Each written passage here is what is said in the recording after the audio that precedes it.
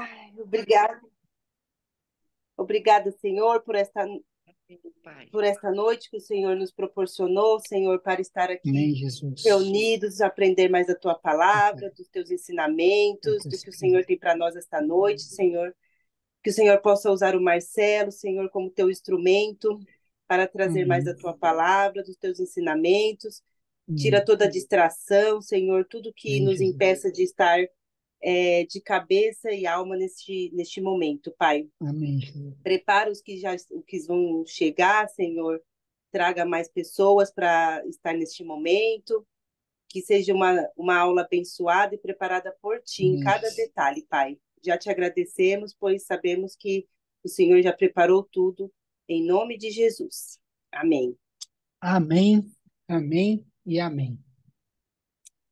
Bom, igreja, semana passada a gente estava terminando, né, o Mateus 16, e aí tem um verso, o verso 18, né, que é a primeira vez, Mateus 16, 18, que aparece essa palavra eclésia, né, eclesia, que é a palavra igreja. Primeira vez que aparece essa palavra é nesse texto. E provavelmente eles não tinham noção do que Jesus estava fazendo, né? O que ele estava edificando. Então, quando ele disse para Pedro, né, no verso 18, também eu lhe digo que você é Pedro, e sobre essa pedra edificarei a minha igreja, e as portas do inferno não prevalecerão contra ela.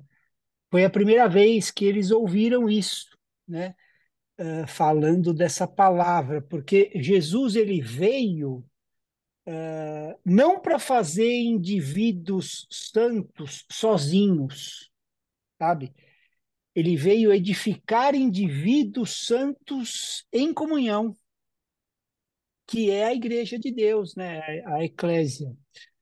Ou o corpo de Cristo, né? Como a palavra também diz que, na verdade, essa é uma alegoria perfeita, né? Que ele faz com o nosso corpo humano. E muita gente acaba não entendendo o que é isso, né? Lembram que a primeira coisa que é necessária para essa igreja, a gente viu no final da aula passada, revelação do céu. Então, é assim, quando ele falou assim para Pedro, né, bem-aventurado, porque não foi carne e sangue que revelou isso, mas o meu Pai que está no céu, né? Então, esse entendimento correto de quem é Jesus, totalmente homem e totalmente Deus, a gente precisa ter revelação disso, né? Porque assim, um nós adoramos e o outro nós seguimos, isso ao mesmo tempo. Então, Jesus Deus, a gente adora com a nossa vida. E Jesus homem, a gente segue a vida dele com a nossa. Entendeu? Então a gente precisa, né? A gente viu que além dessa revelação, a gente também precisa de autoridade para construir essa igreja, né? A igreja de Cristo não pode ser construída pela sabedoria humana. É impossível, né? Por isso é que tantos falham, né? Na construção da igreja de Cristo. Então a gente precisa de revelação do céu, né? E isso, igreja, não é possível apenas estudando a Bíblia, sabe? Porque os fariseus estudavam a Bíblia diariamente e a vida toda e não foram capazes de construir a igreja, né? Então, Pedro recebeu revelação. Então, é sobre essa pedra, que é essa revelação, né, de Jesus como Filho de Deus, né, Deus 100% Deus, 100% homem, é que a igreja é edificada.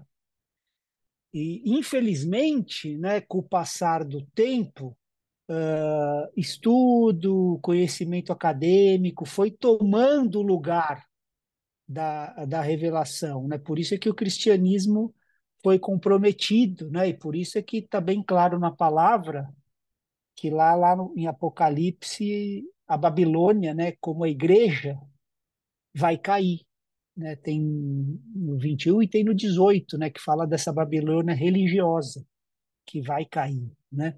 Então, assim, a segunda coisa é a autoridade, tá? Então, quando ele fala assim que eu lhe darei as chaves, está falando sobre isso, sobre a autoridade, né? Do reino dos céus. O que você ligar na terra terá sido ligado no céu, e o que você desligar na terra terá sido desligado no céu, que é expressão, né, que os judeus usam de proibir e de liberar, né? Esse ligar e desligar. Então, assim, o que está proibido no céu, a gente tem que proibir na terra. E o que está liberado no céu, a gente tem que liberar na terra, né? Isso é venha o seu reino. Então, a gente não constrói a igreja sem a autoridade delegada por Jesus Cristo para fazer esse trabalho, né? Sem autoridade espiritual delegada, a gente não constrói a igreja dele. O que a gente vai fazer e o que fazem é empresas de religião, né?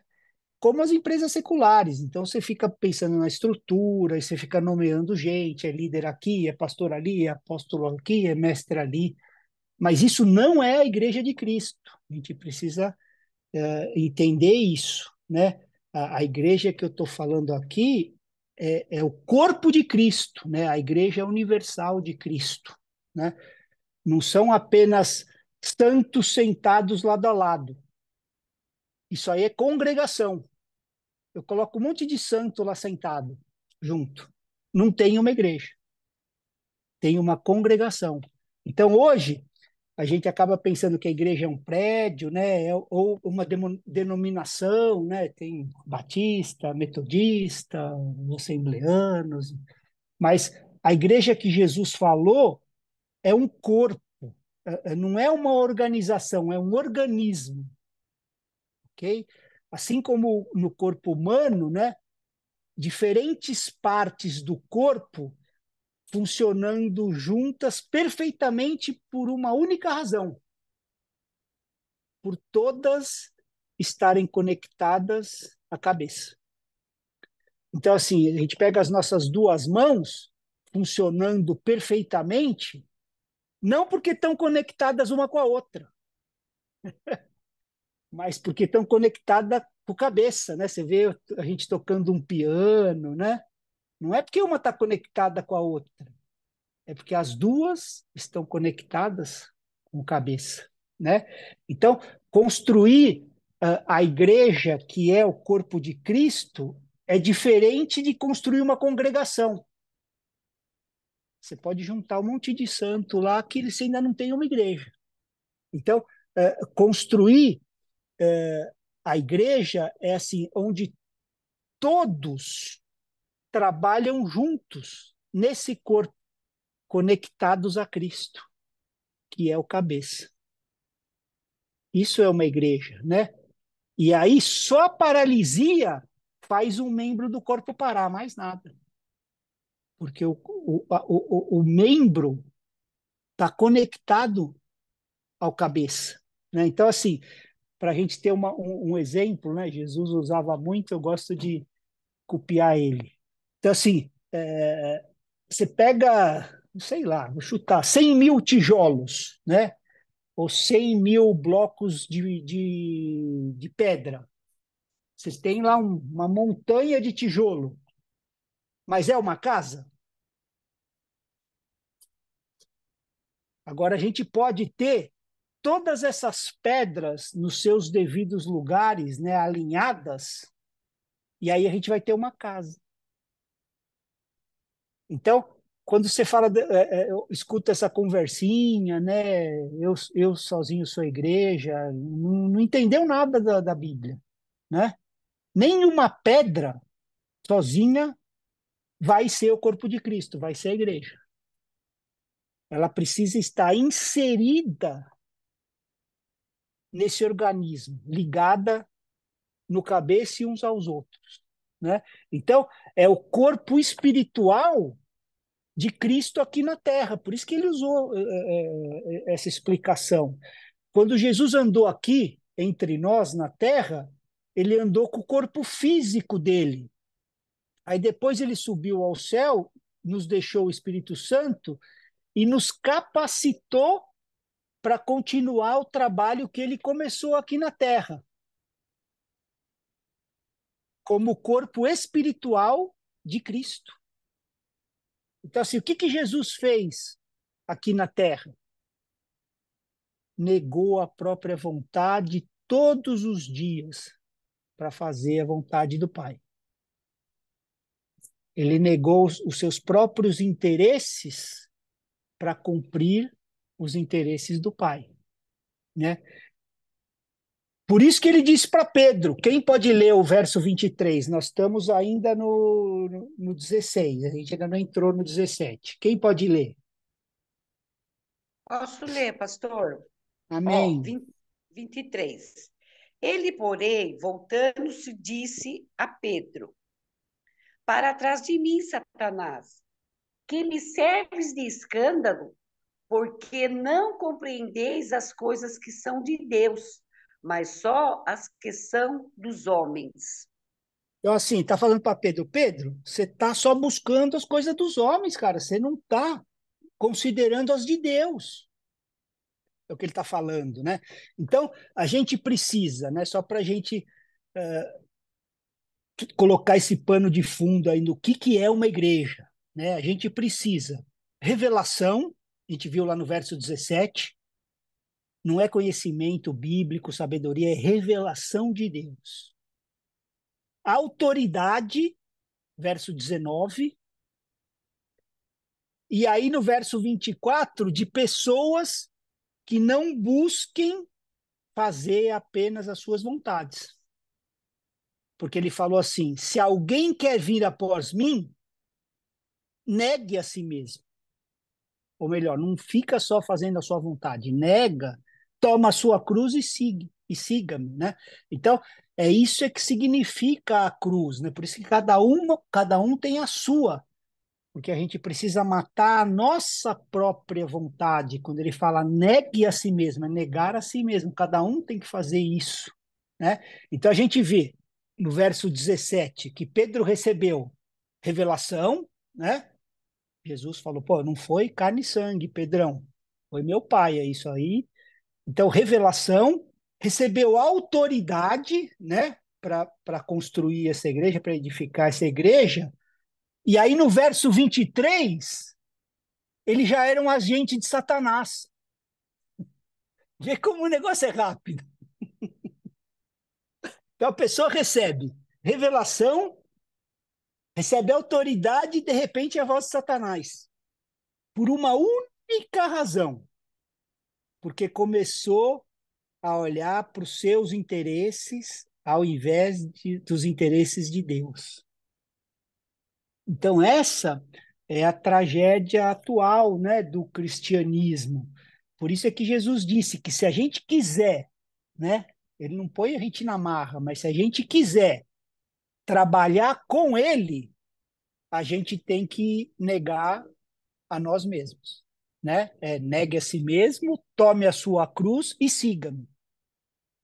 Então, para a gente seguir, tem esses, né? Negar a si mesmo e tomar a cruz. Então, não é possível a gente seguir a Cristo sem negarmos a nós mesmos, né?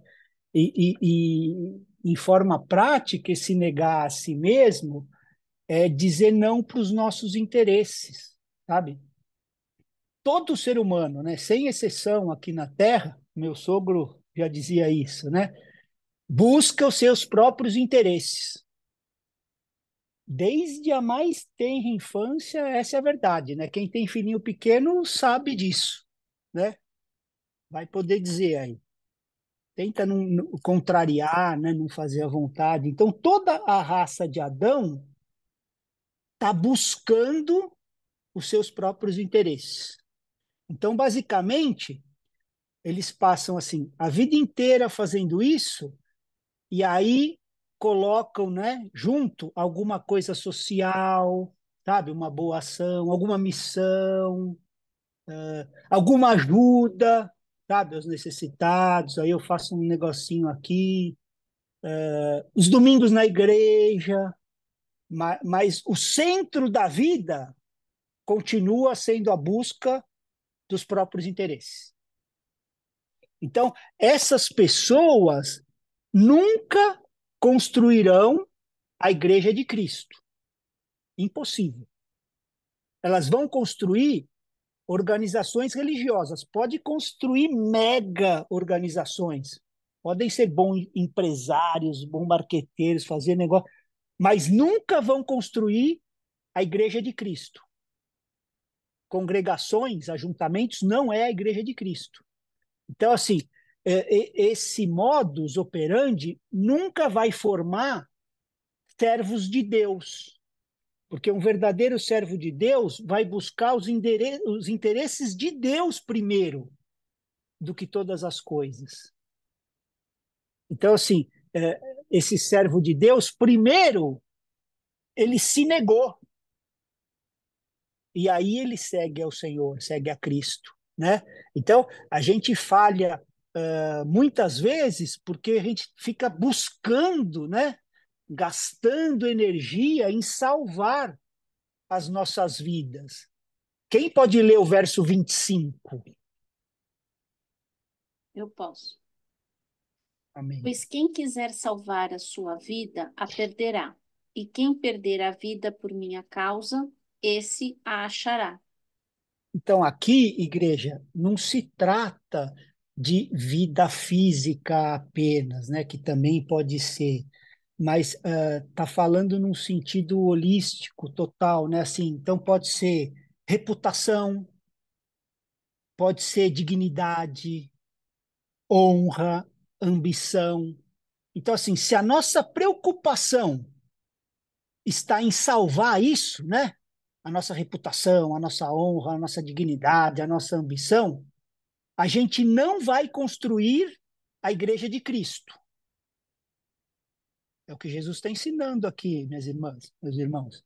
Mas aquele que está disposto a perder essas coisas, entendeu? Perder, não buscar essas coisas, não buscar só reputação, só dignidade, só honra, só ambição.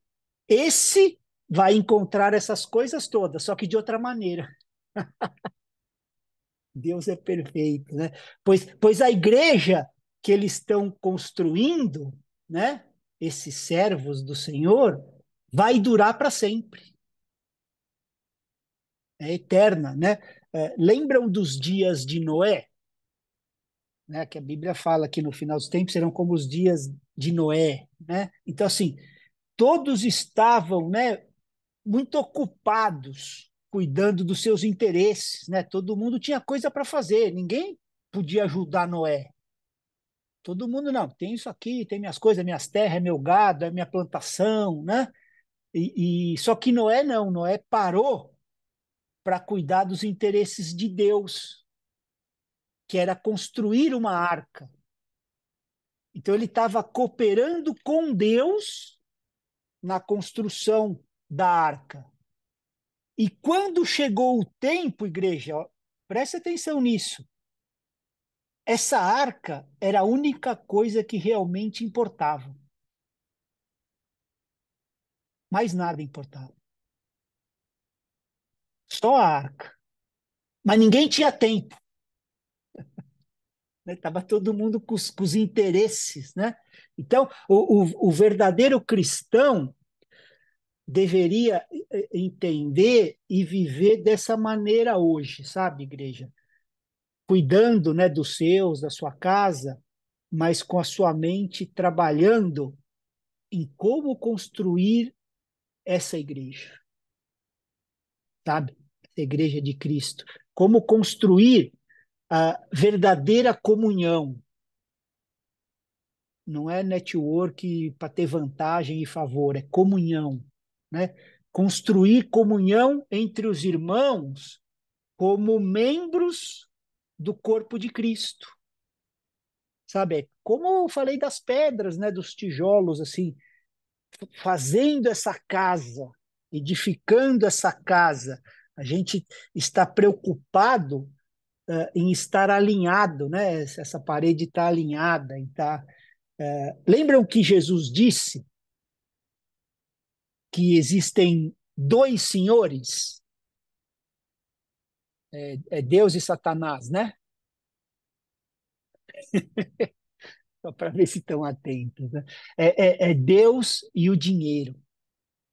Então, assim, os cristãos não estão em perigo por servir ao diabo. O perigo é servir ao dinheiro, servir só as coisas materiais, né? E aí a gente pode fazer a nossa autoanálise, né? Como que a gente sabe quem que é o nosso Senhor? Deus é o nosso Senhor ou é o dinheiro o nosso Senhor? Então, assim, se Deus e o dinheiro chamarem a gente ao mesmo tempo, quem que a gente vai ouvir? Então, assim, nós temos lá a situação. Deus e o dinheiro te chamou ao mesmo tempo. Quem que você ouviu? Aquele que você ouviu é o seu Senhor. Não adianta a gente florear as coisas. A verdade é essa, né? Tanto para mim como para todos vocês, né? Aquele que a gente ouvir é o nosso Senhor. Se Deus está de um lado e o dinheiro está do outro, a direção que a gente toma mostra quem é o nosso Senhor, tá? Então a gente precisa ser honesto conosco no nosso dia a dia e ver que direção a gente está tomando, né? Então, vocês entendem por que que há tão poucos servos verdadeiros de Deus nessa terra? Por que que Jesus falou tanto disso? E não é mais falado, porque os caras querem encher galpão mesmo e moer gente? Então, assim, olha só, igreja, o que que Paulo disse para Timóteo quando ele estava falando a respeito da cruz, né? O contexto de cruz é esse, né? Que a gente viu lá no verso 24, né? Se alguém quer vir após mim, negue a si mesmo, tome a sua cruz e siga-me, né? Isso foi o que Jesus disse para os discípulos lá no verso 24. Então, olha nesse mesmo contexto de cruz, o que que Paulo disse para Timóteo? Quem pode ler Filipenses 2:19?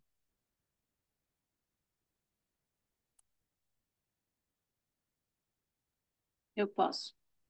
Amém.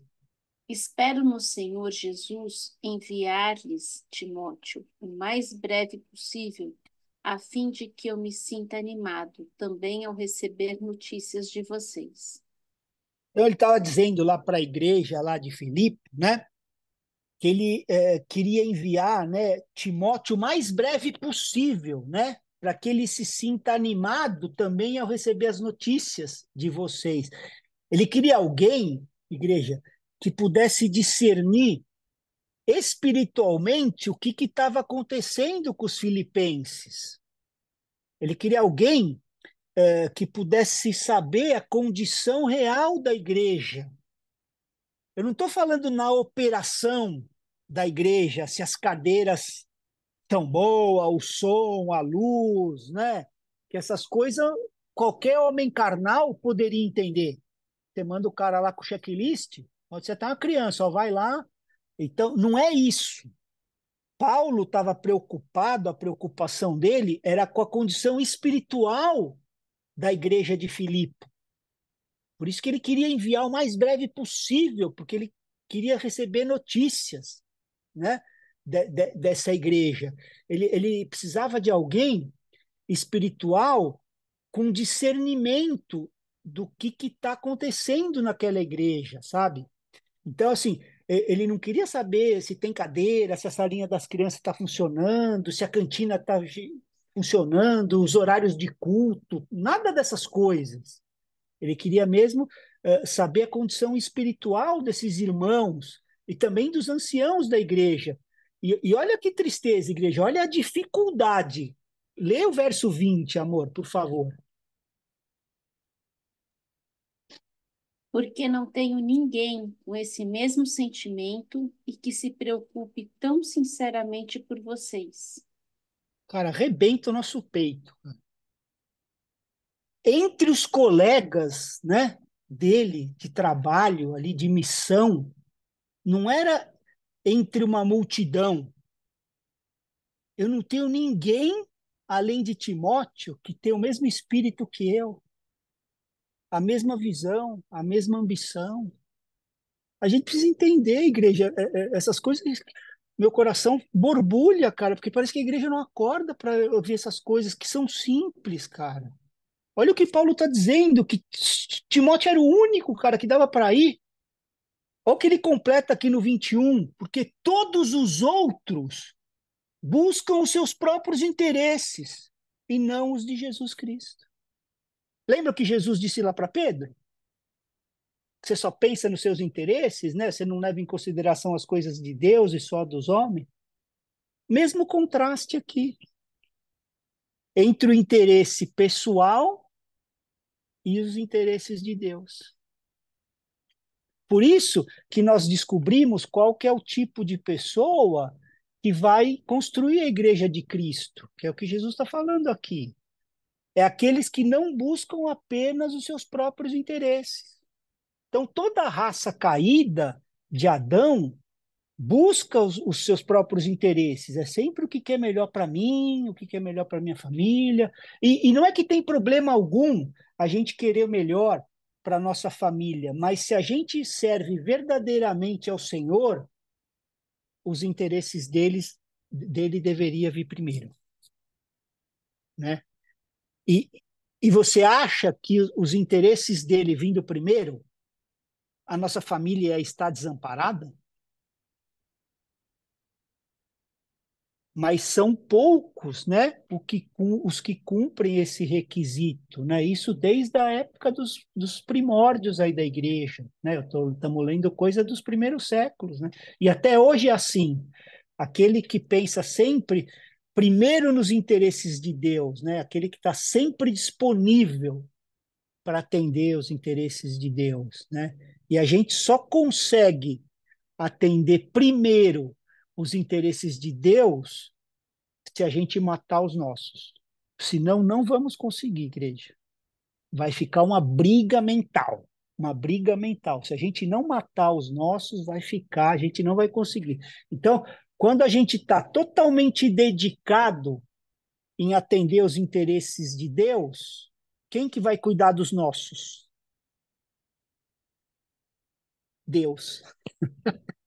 Quem que você acha que cuidaria melhor dos nossos interesses, da nossa família, das nossas coisas? Você ou Deus?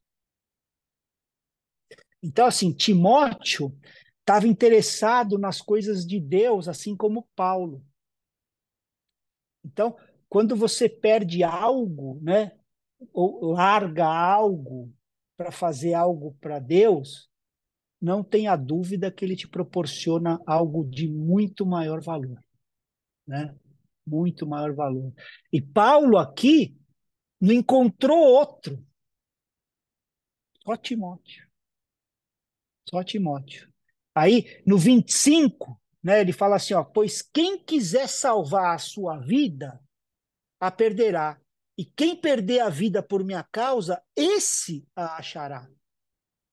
Né? Então, assim, uma vida de fé, onde a gente sabe que tudo que a gente perdeu por ele, nós seremos recompensados.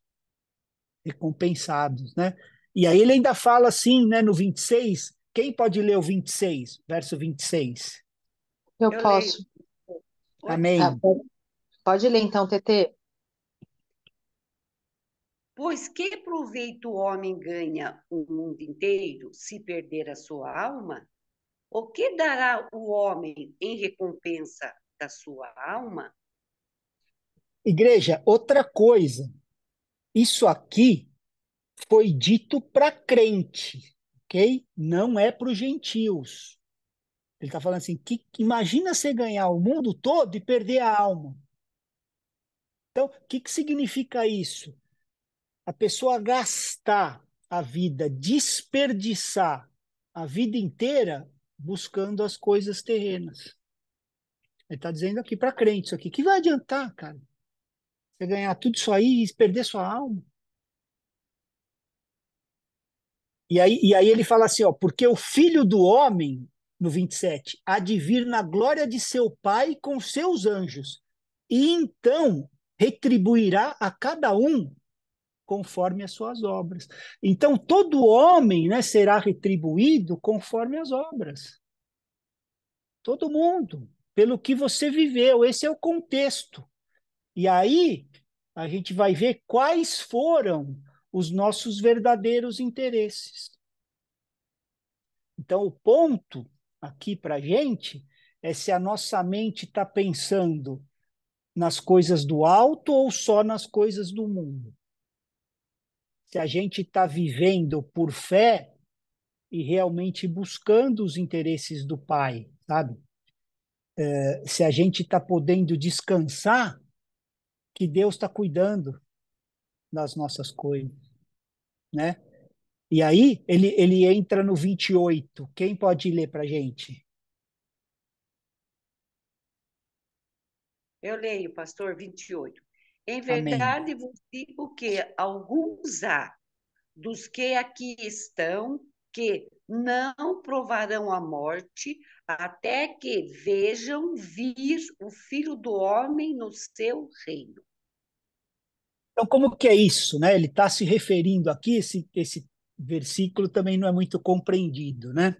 Ele está se referindo aqui ao dia de Pentecostes, que é quando o reino dos céus veio, quando o Espírito Santo foi derramado, né? Por isso que ele falou, ó, existe alguns que não passarão pela morte até que vejam o Filho do Homem vir no seu reino. Então, esse é o contexto, né? Quando Jesus chamou esse dia de chegada do reino dos céus, quando o Espírito Santo veio e encheu um corpo formado por 120 pessoas, né? E alguns que lá estavam, né, iriam morrer antes desse dia, né? E outros não. Ele falou, alguns aqui não passarão pela morte até que vejam isso, né?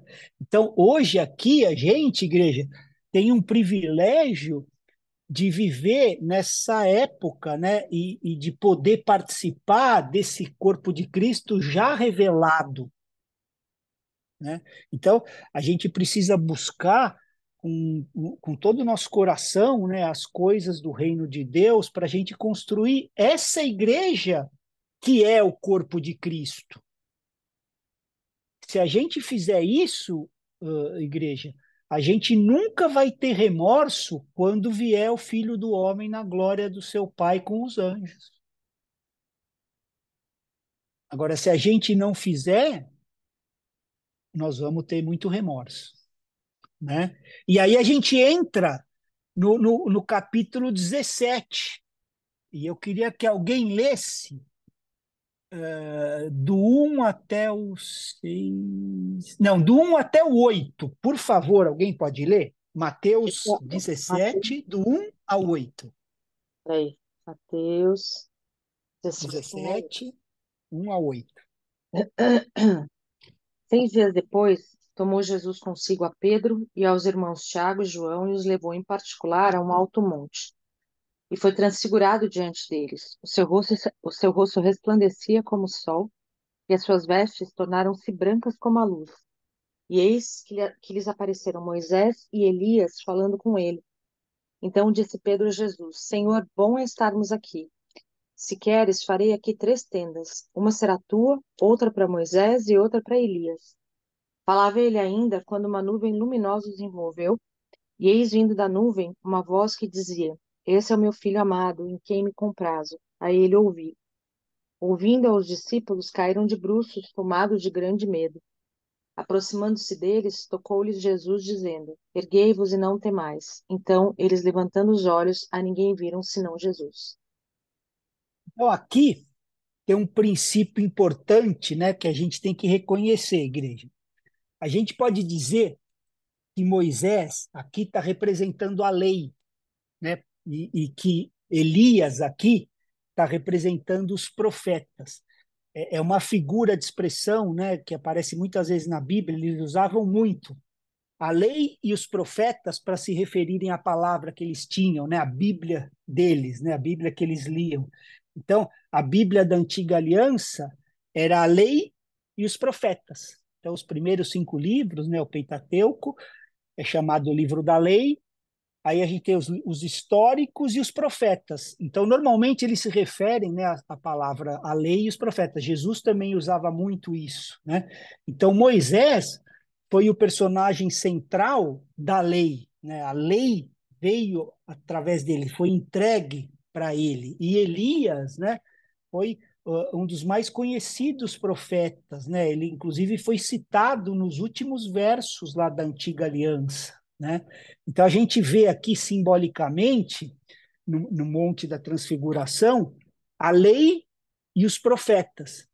E Pedro ficou tão entusiasmado, né, com isso, que ele quis colocar Jesus no mesmo nível deles, a lei e os profetas. Ele quis construir 3 tabernáculos para eles, sabe, colocando os 3 no mesmo nível.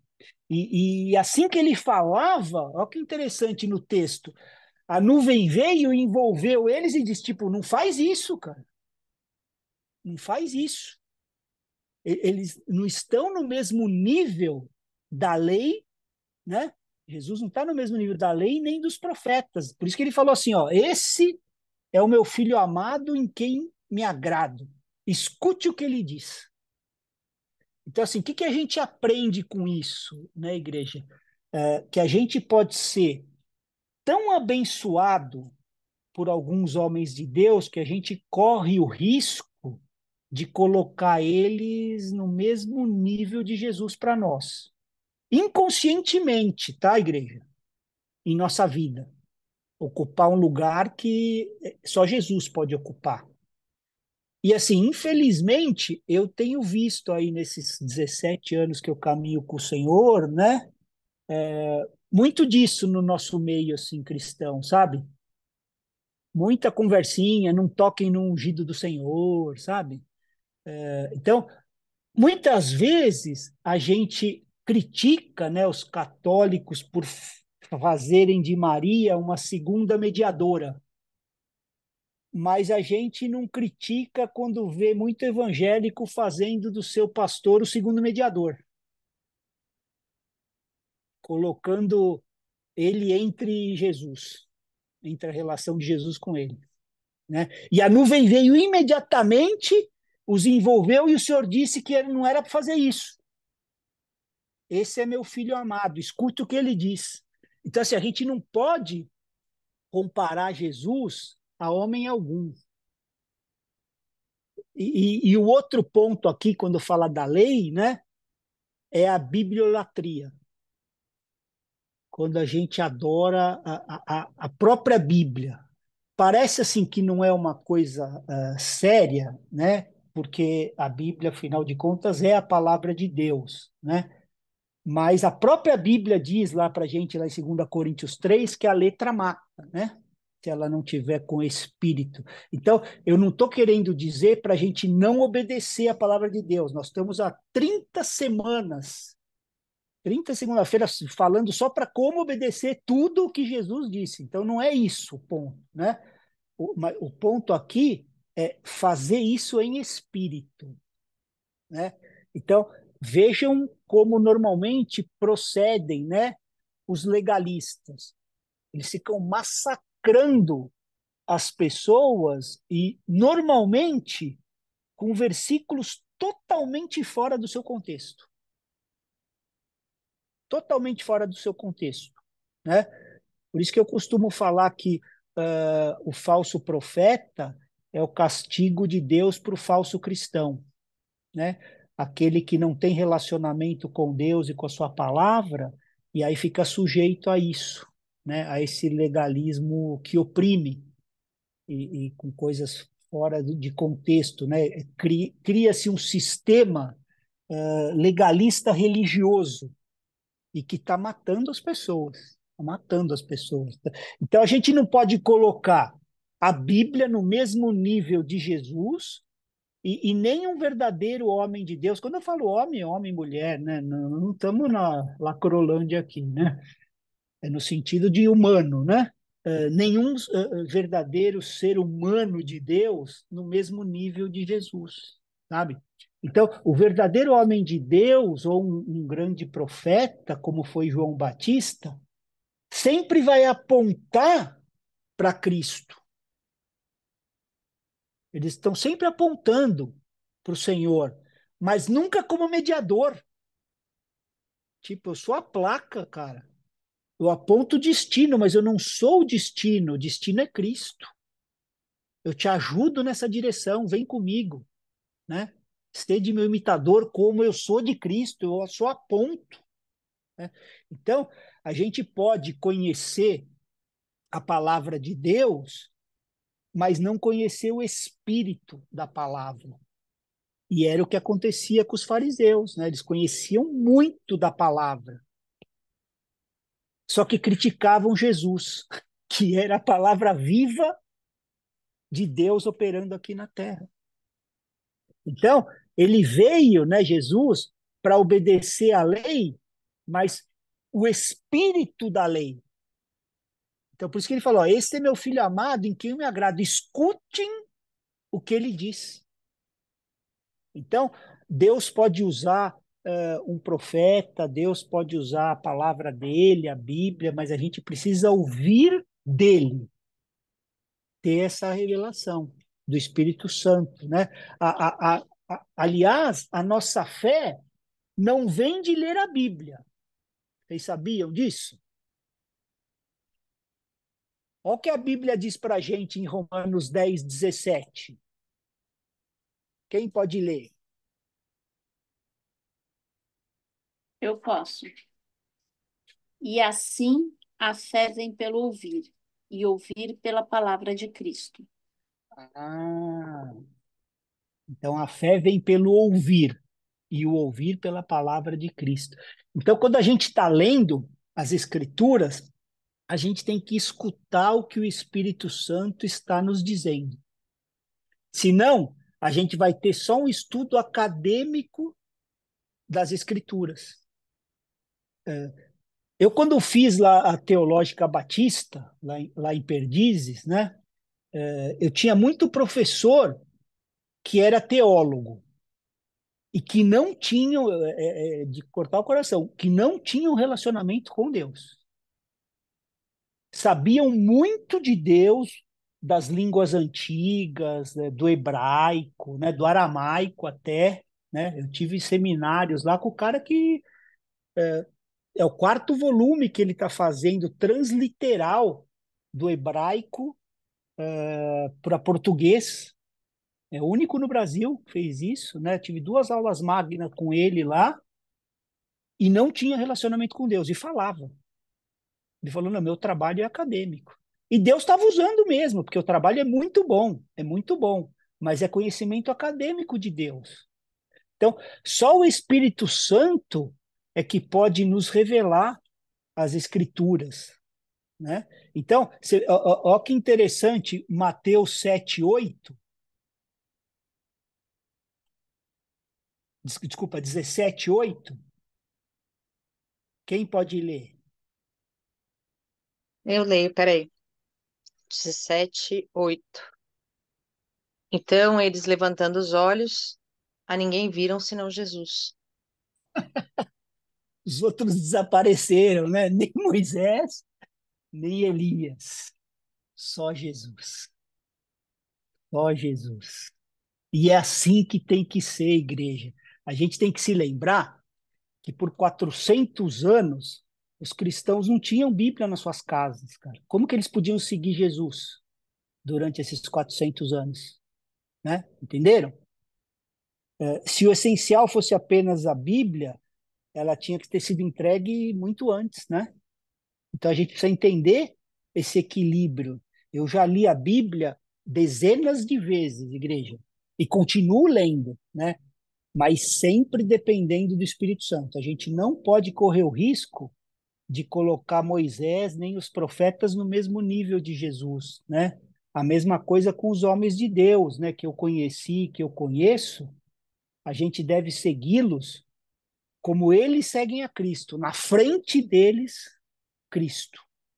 E o verdadeiro homem de Deus nunca vai querer, esse é um teste, né? Para você saber quem você está seguindo. Nunca vai querer receber a glória que é de Cristo, o verdadeiro homem de Deus, né? E eu digo isso, igreja, com muito zelo, porque tem muita gente com espírito independente hoje em dia, e não é isso. Eu já falei que ninguém é igreja sozinho, né? Aqueles que dizem que eu não sigo homem nenhum, sabe? Aquelas coisas.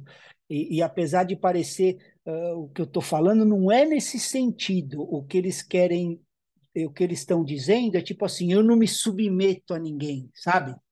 E esses daí, com certeza, não fazem parte do corpo de Cristo também. Com certeza. Tá? Então, por isso, a gente precisa encontrar esse equilíbrio perfeito que só tem nas Escrituras. Lembra quando Satanás usou as Escrituras com Jesus? Está escrito. O que Jesus respondeu? Também está escrito.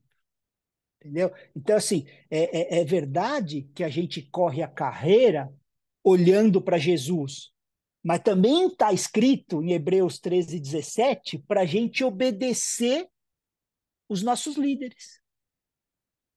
Hebreus 13:17 fala assim, ó, obedeçam os seus líderes e sejam submissos a eles, pois zelam pela alma de vocês. E aí fala que eles vão prestar contas disso a Deus, né? Então, o equilíbrio é esse. Deus nos deu líderes humanos, apóstolos, pastores, mestre, né?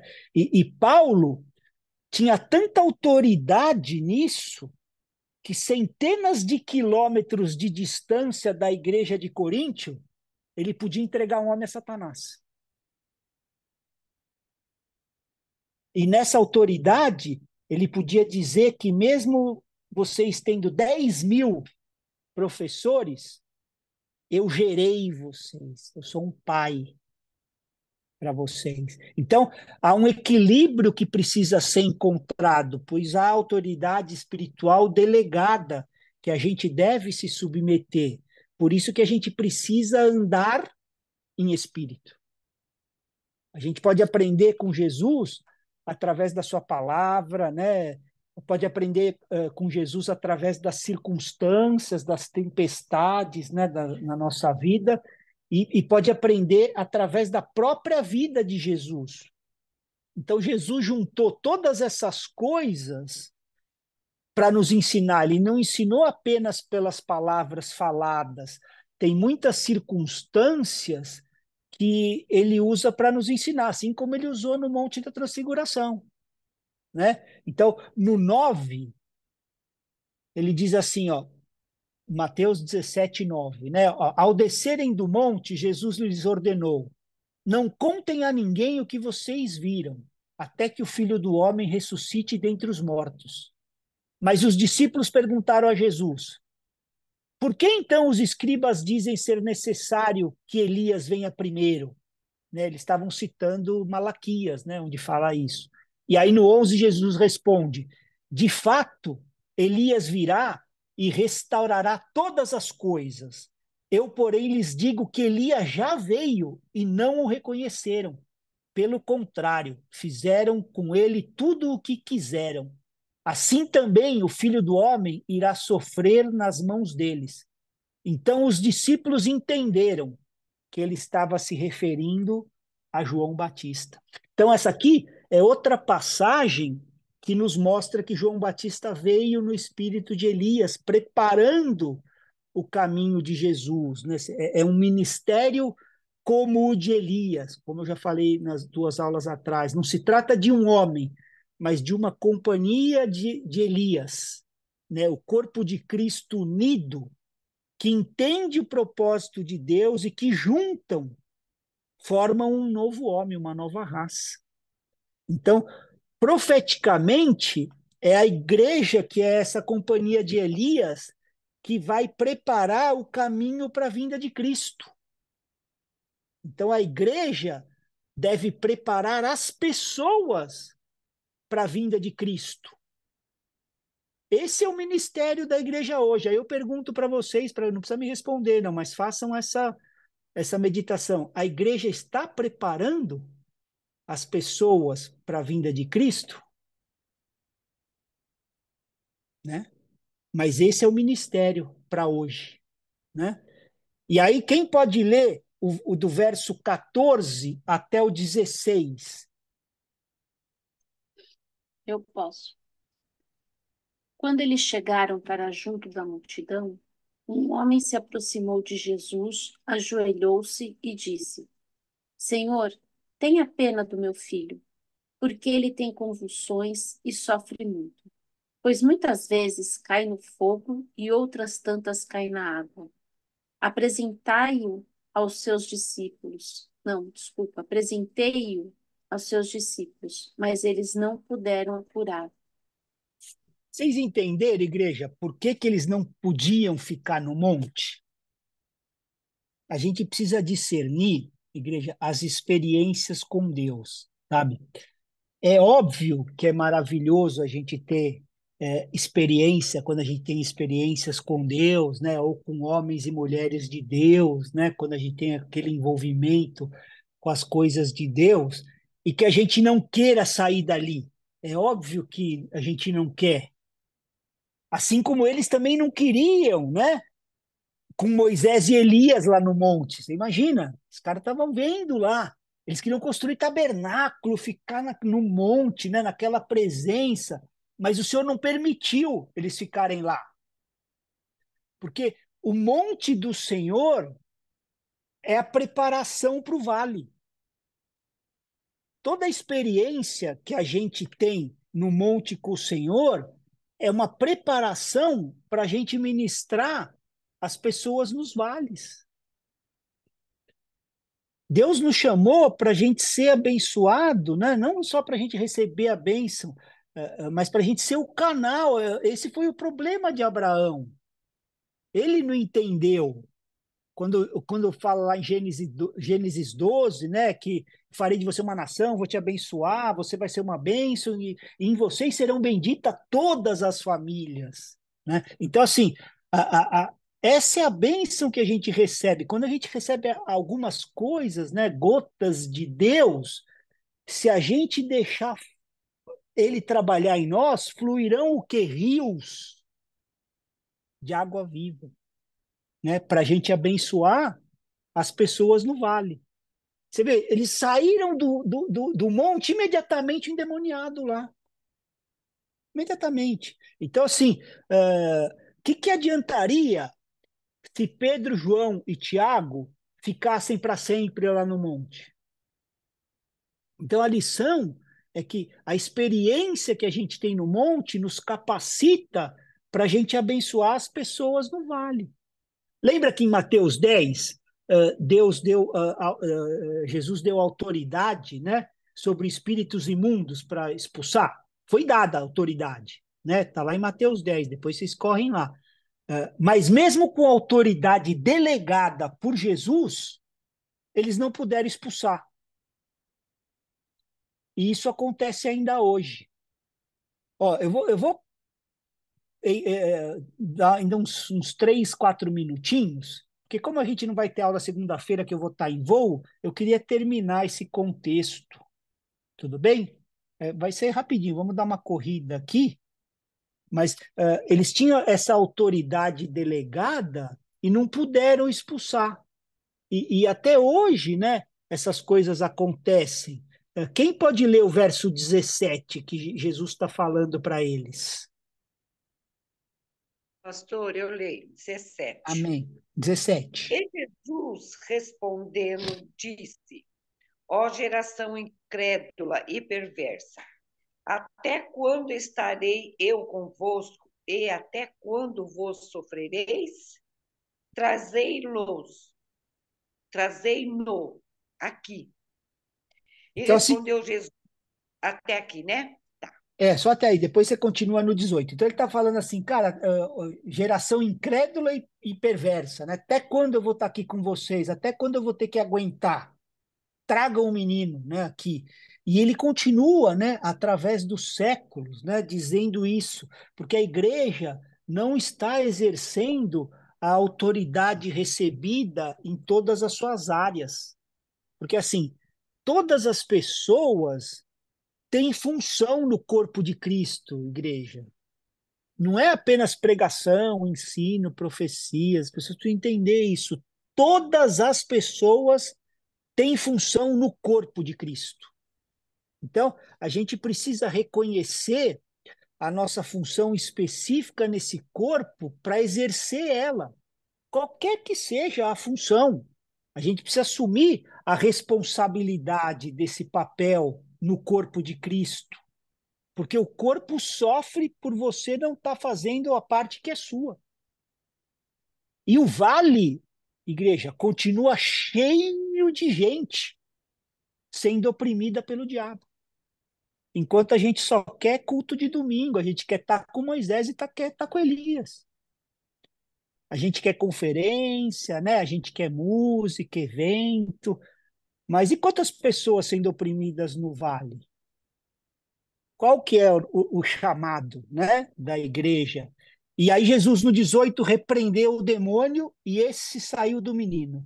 E desde aquela hora o menino ficou curado. Então, libertou o menino com uma frase, né, com uma palavra, o demônio saiu. A gente tem que entender isso, né, que basta uma palavra em nome de Jesus. E a gente tem que ter fé para isso. Que não é necessário, igreja, espetáculo. Não é necessário fazer carnaval, sabe? É uma pessoa que está sendo oprimida, possessa, e você ainda torna a situação daquela pessoa pior, fazendo aquelas bizarrices. Uma palavra, e o demônio saiu. E aí no 19 ele fala assim, então os discípulos, né, aproximaram de Jesus e perguntaram para ele no particular, por que motivo nós não pudemos expulsá-lo? Então eles ainda não tinham entendido, né, e Jesus era paciente e respondeu no 20, por causa da pequenez da fé que vocês têm.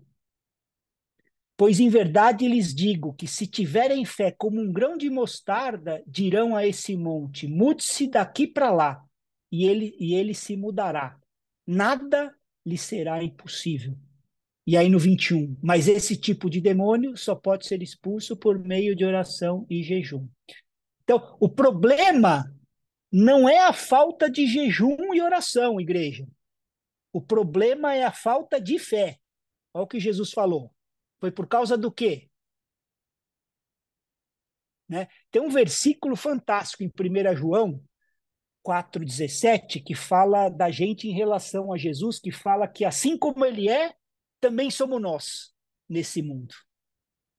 Está escrito isso. Podem ir lá ler depois, confirmem lá.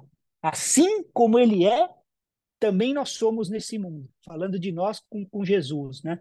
Então, se a gente tem a unção do Espírito Santo de Deus, né, em nós, se a gente permanecer cheios, né, do Espírito, andando em humildade, andando com o Senhor, se a gente andar na luz, é desse jeito. Assim como ele é, também somos nós nesse mundo, né? A gente vai ter a mesma autoridade que ele tinha, né? Aliás, esse que é o entendimento correto da gente usar em nome de Jesus, é nessa autoridade, não é para acabar a oração, sabe? Quando a gente fala coisa, na autoridade dele, na vontade dele. Então a gente vê pela própria palavra de Deus que ele permitia, né, que algumas pessoas não fossem curadas, né, que algumas doenças permanecessem. A gente vê com o próprio Paulo, né, com Timóteo, entre outros, mas a gente não vê em lugar nenhum na Bíblia que ele permitia algum demônio ficar na pessoa, né? O demônio ficar numa pessoa vai 100% contra a palavra de Deus. E a gente tem essa autoridade, sabe? Então, assim como Deus não quer nenhuma pessoa escrava do pecado, ele também não quer nenhuma pessoa possuída por demônio, né? Então, a responsabilidade que a gente tem é essa, né? Sempre que a gente presenciar alguém possuído, né, por demônio, a gente deve expulsar, né? Eu já tive algumas experiências, foram poucas, né? Deus é que sabe todas as coisas, né? Mas essa situação da pessoa é totalmente contra a vontade de Deus, né? Então a gente tem autoridade para esse encargo, sabe?